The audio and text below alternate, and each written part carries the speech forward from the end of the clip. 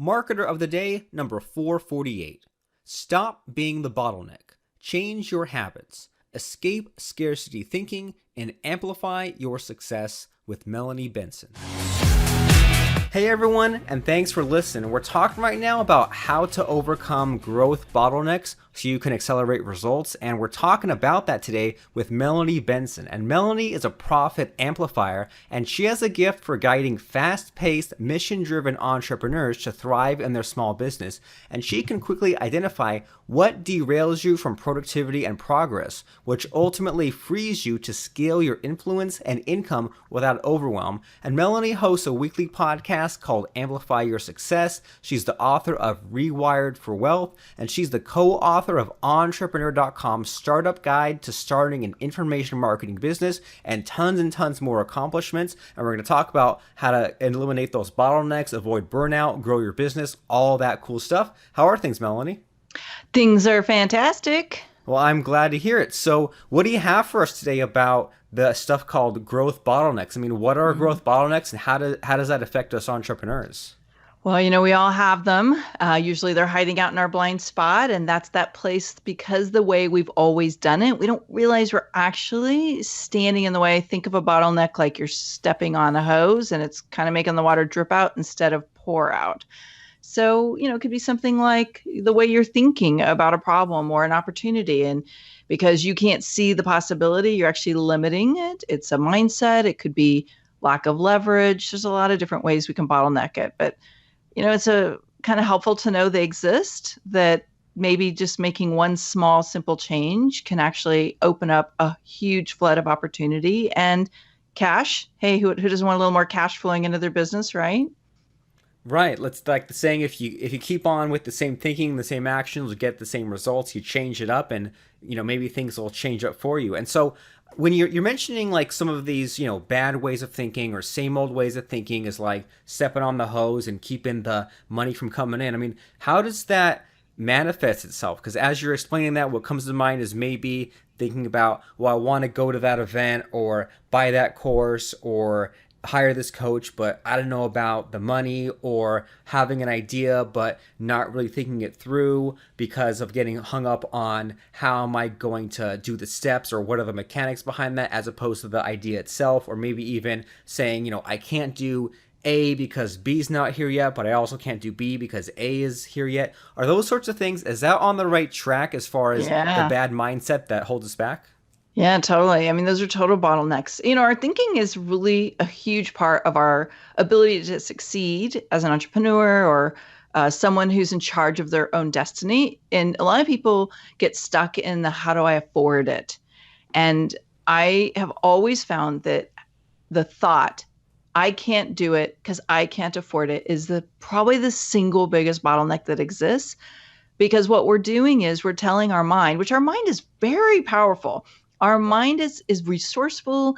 It loves a challenge, and it can solve problems if we let it.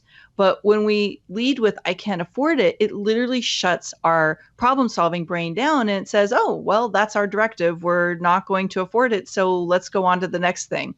Instead of thinking, "This is a really great investment for my business." Whether it's hiring a mentor or going to an event, those were great examples. Joining a mastermind group. Hiring a team. This is a big one because I work a lot with people who want to build a team or know it's time to hire and delegate more. And they think, well, I don't know if I can afford it. So they just don't. The better way to do it is, what would have to happen so I could turn this investment into a profit? And now my brain is looking for all the different ways that investing in this mentor would become profitable. I used to have a client who would tell people, they would say, well, why are you investing $15,000 a year in a mentor, when he was working with me? And that was one of the levels that people could hire me at. And he would say, I invest 15,000, but I make 100,000. It's a great investment. And so that's one way we can take that bottleneck brain that says, I can't afford something, I can't have something, I don't know how to get something. And we turn it around so we're no longer getting stuck, and we can actually achieve the outcome we want. We can get better results. Interesting. And I imagine that a lot of people maybe they've been at this for a certain amount of time, or they've gotten a certain kinds of results and just kind of gotten used to just the same old stuff, and maybe even develop this limiting mindset as a way of protecting themselves from going off course, or maybe the people around them have maybe dragged themselves down to their level with just this thinking. And maybe it's all these little things that happened over time, but maybe we didn't realize it. But then now we got to a point where we're like looking back like, oh geez, all these little things that I kind of let slide have shaped the place I'm stuck in right now. Yeah, that's a great observation, because I think our environment, specifically the people we surround ourselves with, can act like a bottleneck force as well. When you think about it, it's like there's an old Jim Rohn quote. I think it started with Jim Rohn. You become the average of the 5 people you spend the most time with. Well, if the 5 people that you surround yourself with and listen to and take their advice and see as an example in some way, shape, or form are kind of anchors and they're stuck in the way they do things now, and they're not resourceful and they're not growing and they're not, going for that next level, they're going to create this norm, this habitual way of being, is to keep things the same. And so when we surround ourselves with people who thrive by keeping things the same, we tend to emulate those same patterns. And so, yes, all the time we are creating habits that are shaping and dictating the types of goals we will set for ourselves. And kind of going back to something you said earlier, and it reminded me that needing to know how to do something is one of the top 5 bottlenecks that we can put ourselves in. And so what happens when we want to keep it safe and we want to make sure that we're comfortable, which we all want to be comfortable, but success and comfort don't always hold hands, right? It's like we have to be willing to step out on that ledge and not know how to do something in order to achieve things we've never achieved before. So if you're surrounded by people that don't like that and won't do that, and that's the norm and that's the habit, and you're standing out on the edge, it can feel very lonely. And you've got to be a really brave, courageous soul to be willing to go for it like that when everyone else is playing it safe. So yeah, that's another way a bottleneck can occur.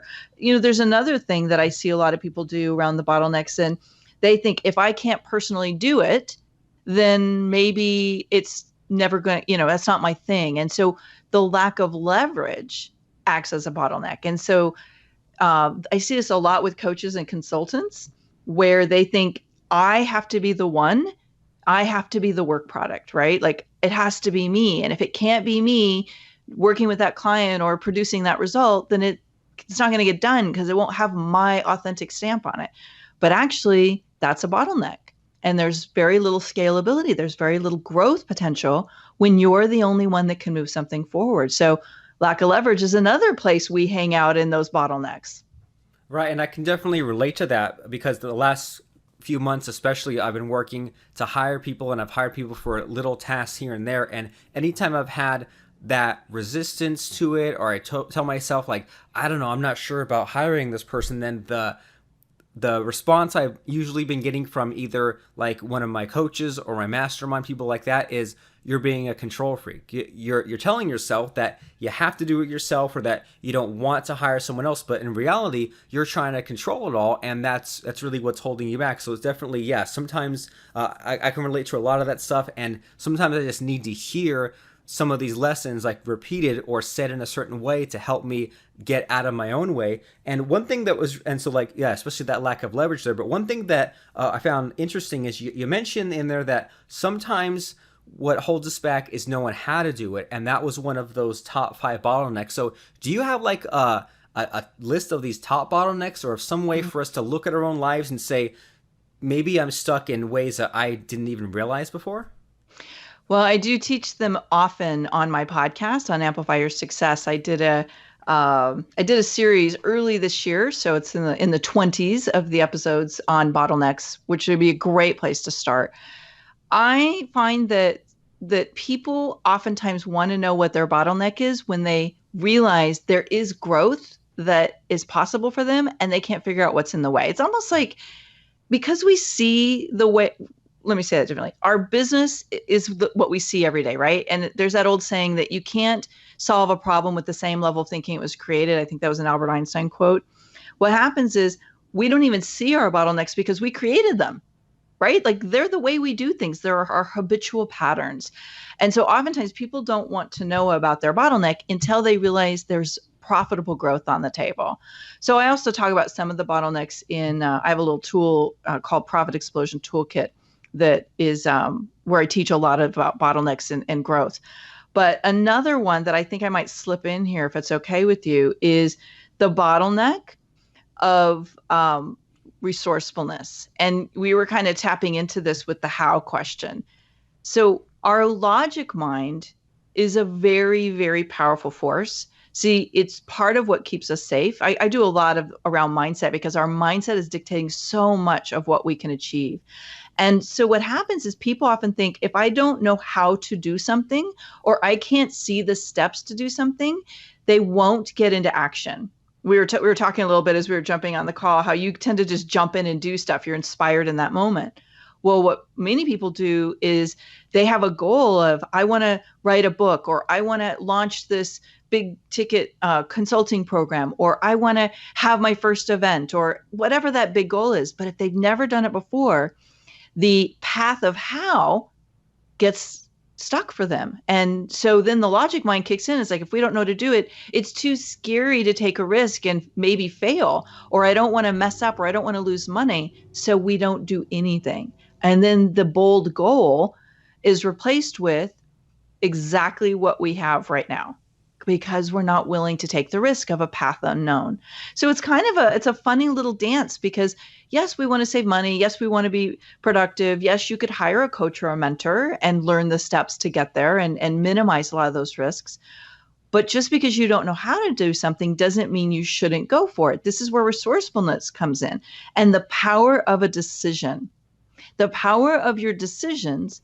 I decide I will have this outcome. I don't have to know how. Then the resourceful part of us kicks in and we just start, we're all in, right? It's like, okay, well, let me open up these doors. Let me move some rocks around. Let me look under these things that I maybe haven't looked at before and figure out how I'm going to get there. The power of the decision turns you into a force to be reckoned with.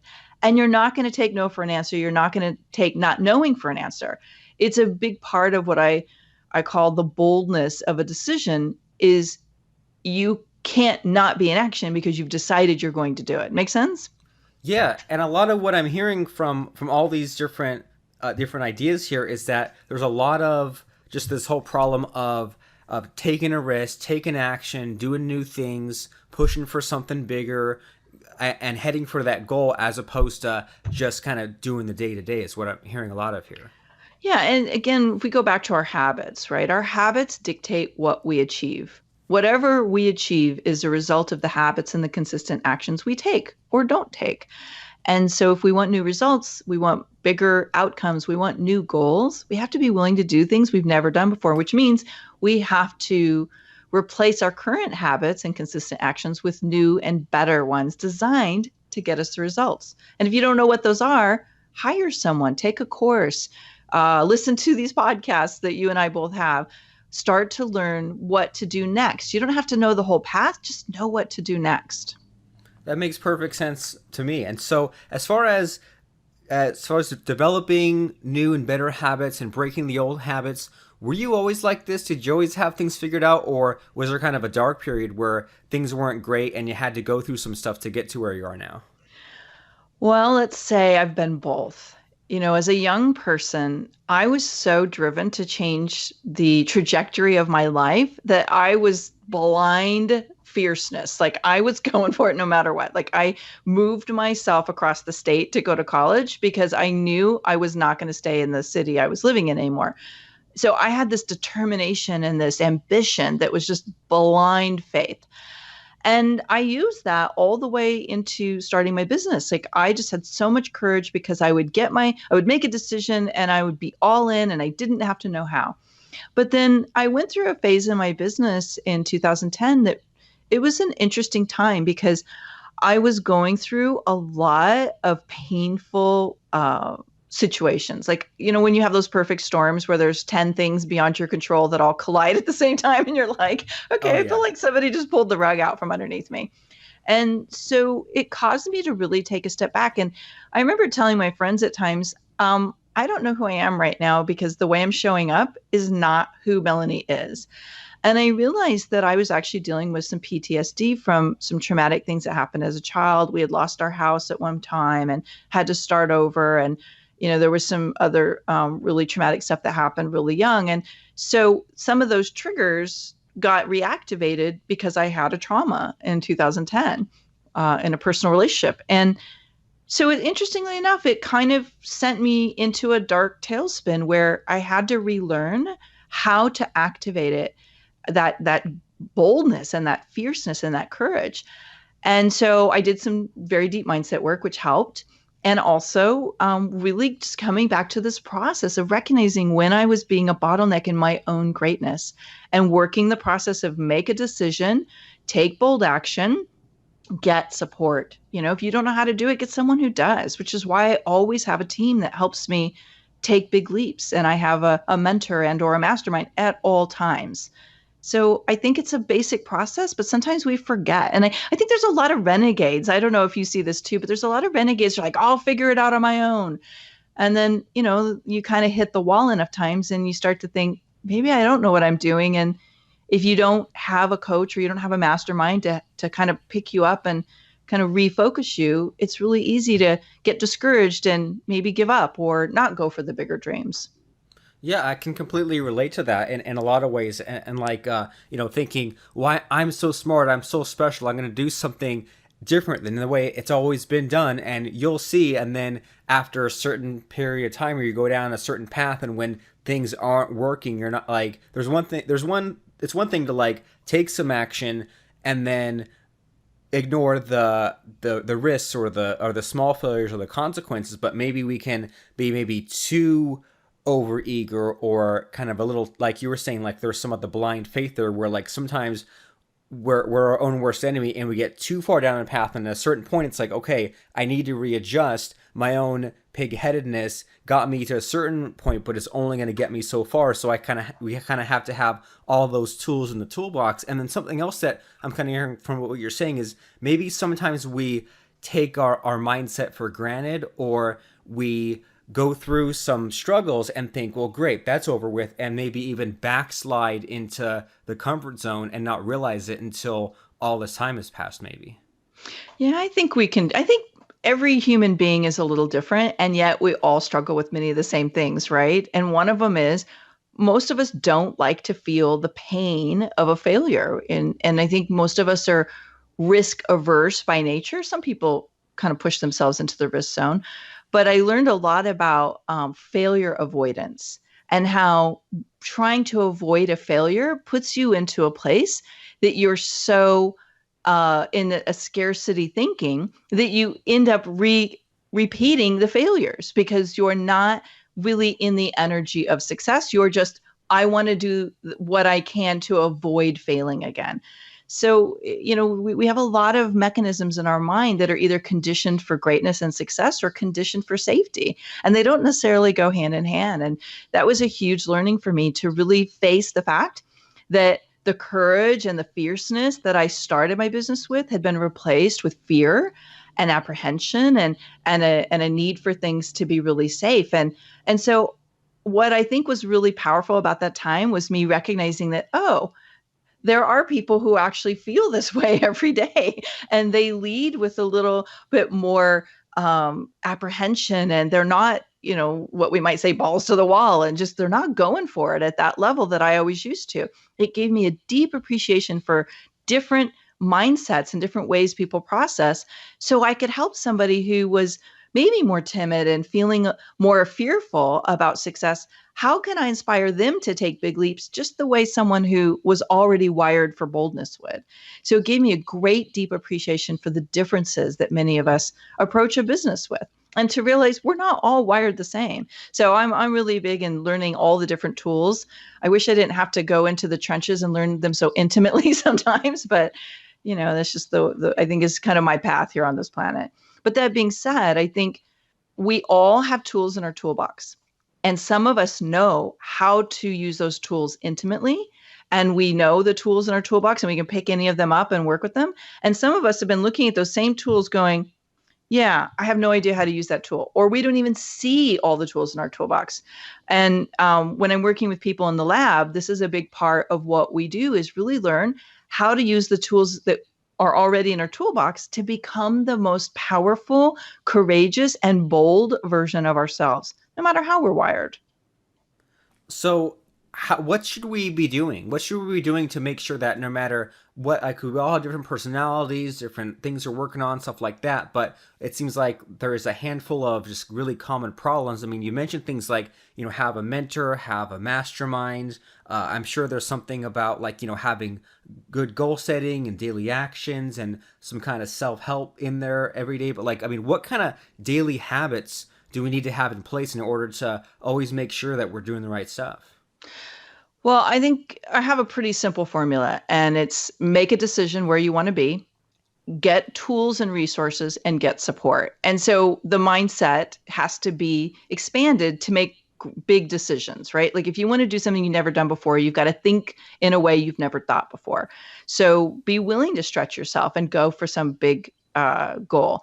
But then if we go into the tools and the resources, so this is where we have to really look at what is our approach. Now, I'm all for being creative. I'm all for being inspired in the moment. And I think one of the big things a lot of entrepreneurs and really passionate visionaries avoid doing is planning. It is a critical piece of creating consistent, predictable revenue. And there's some really, really simple ways to plan.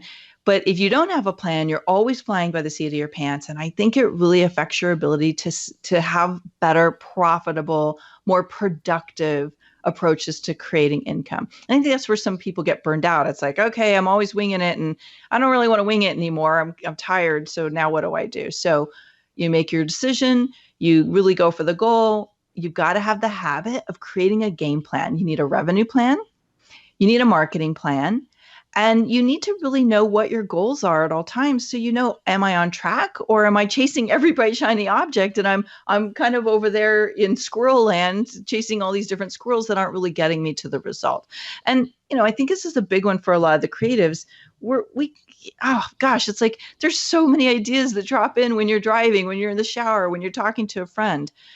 You got to figure out how to channel those into the flow of, okay, is this going to get me to my goals, or is it just a great idea and I either need to pause it or maybe give it to someone else because it's not my idea.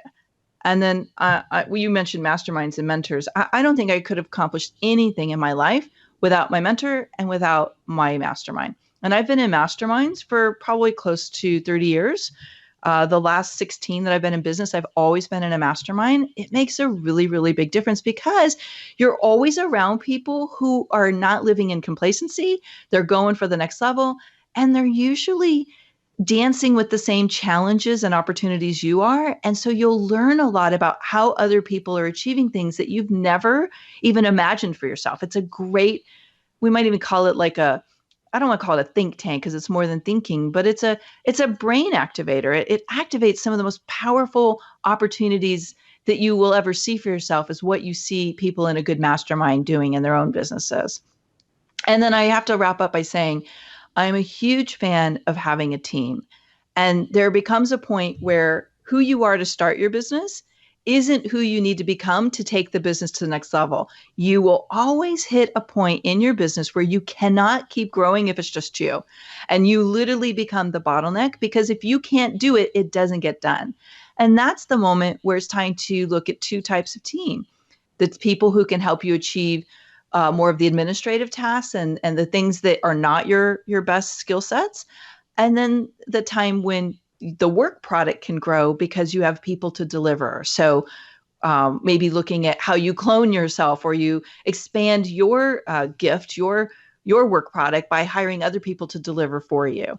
And that's a fine art, if you might say, because you got to keep it profitable, but to recognize it's a healthy part of growing your business. Okay, great. So you've given us a ton of great stuff to think about and to do after listening here today of, having a better plan and of being more organized and of not just having that unchanneled creativity, that kind of fire hose of stuff, because like you said, it probably will distract us all these different ways, distract us of our goal. And they might be good ideas on their own, but if they're not supporting our master plan and getting us to where we need to go, then that's actually getting in our own way. So it sounds like we need these better habits, new ways of thinking, asking better questions instead of the same old stuff, and make good decisions, have that support system, all kinds of great stuff. And so if someone's listening here and they say, okay, well, these are all great ideas, but I'm totally overwhelmed, I'm not even sure what I should do starting today, do you have any suggestions for some quick next steps or something that someone can do even if they only have like 10 or so minutes today? Should they be looking to make like an inventory of their bottlenecks? Or, I mean, what should someone do if they say, I know that I'm the bottleneck in my business, what's the next step for me? Ooh, this is a good one because it reminded me of a bottleneck we didn't talk about, which is really knowing your high payoff activity. What's the one thing that when you do it, it exponentially moves the income needle forward? So for some, like I have a client who's in the accounting world, and when she sells a tax planning package, she has so basically moved the needle fastest and accelerated her profit. But if she's spending time on minutia or training or even like the routine bookkeeping that her team does for her, she's in incremental revenue. It's like really small movement. So find the high payoff activity in your business. What's the one thing when you do it, it moves things the fastest? If you don't know what it is, in the next 10 minutes, sit down and map out what's the thing that's the easiest to sell that my clients love, that makes me the most money and has the least amount of time for me. And I have a resource, if it's okay to share, I'll share it, that gives you 10 examples of really high payoff, immediate cash flow opportunities. It's called Rapid Cash Strategies. You can get it. It's totally free. It's my gift to you. It's at rapidcashstrategies.com. And what it is it's 10 different types of high payoff activities. They're cash makers. You basically implement them in your business and they accelerate cash flow quickly. And it's probably one of those things that you've done a couple of them, but maybe you forgot, or maybe you've never done any of them, or just by seeing them printed, you're like, oh, I used to do that. Why did I stop doing it? This is what happens a lot with the people I share that resource with. They're like, oh, I forgot about number 10. I used to do that. It's just a great thing to keep in your toolbox so that you stay front of mind and present to what makes me the money the fastest. So I'd say that's probably the 10-minute habit we all need to be in every day is what's my high payoff activity today that's going to move forward money and goals. Well, fantastic. So you guys can all grab that at rapidcashstrategies.com. And there is a little something in there that, this conversation is great, Melanie, because we kind of like keep sparking these different ideas in each other. But what came to mind as you were explaining that was, even if we've heard things before, it might have been something that we heard before, but didn't remember to implement it, or we might have heard it and, like you said, implemented it and then completely forgot that we did this thing that really helped our business quite a bit, and it worked so good that it just became automatic. We took it for granted, forgot we did it. So even if those of you listening, if you're hearing some of this mindset stuff again and again, well, maybe that's a good sign, right? Maybe this is the way that those important good habits, those success habits and things, maybe they're now becoming reinforced because you're hearing them again and again. And maybe they're things that maybe you didn't implement then or need to pick up again, or maybe if you even heard it and did it before, now however many months or years have elapsed now, you're a different person now than you were a year or 5 years ago when you first might have heard or used some of this advice. So even if you've heard these things or you do these things, it's always great to revisit or reinforce or up your game. So even if you think you have a handle on these top revenue generating activities, it can't hurt to go and see if you're on the right track or see if you can do more of what's working or even fill in more of the gaps. So make sure to go to rapidcashstrategies.com. And can you give us a little bit of like a taste or an example of one of these 10 strategies? Because even I'm curious now. Well, so I will say 3 of them bring in big revenue fast. So one of my favorite things is to do something I call front loading. And front loading basically means let's say you have a bigger ticket offer, it's $2,000 or more, and you give your client an opportunity to pay in full. Well, and you do that with a little bit of a discount usually to incentivize them. What that does for you is that drops a lot of cash in your bank quickly. instead of financing it where you get drips. Now, sometimes it's nice to have that consistent revenue, but if you need fast cash, doing a front loading offer where you give them a great incentive to pay in full drops a lot of cash. And another benefit is they've paid in full, they're more invested in getting the solution than when they finance it. So that's just one. There's 3 of them that are designed for consistent cash flow. And they're all just slightly different, but each and every one of them is something I've personally done in my business or in a client's business. And it worked to turn on that flow of gold coming into the bank. Fantastic. So not just some silly ideas that were thrown out there, real things that you've done, that your clients have done, that the whole point of these specific strategies is to then lead to more easy money. Yep. Super fantastic. Well, it sounds like a great resource and it seems like a great place to go. So everyone right now, make sure to go to rapidcashstrategies.com. We see you there. And thanks, Melanie, for stopping by and dispensing all kinds of great knowledge here and having an amazing conversation with us. Thanks for having me. And I'm sure you might need to listen to it a couple times to get all the nuggets to land. But what better way to spend your day getting a bunch of inspiring new ideas, right? Have you had a chance to rate and review the show yet? If not, go right now to marketeroftheday.com/iTunes. Click View in iTunes and click the Ratings tab. We would really appreciate a 5-star rating or whatever you think is fair, plus a quick 1-sentence review to tell us how we're doing. Thank you very much and have a wonderful day.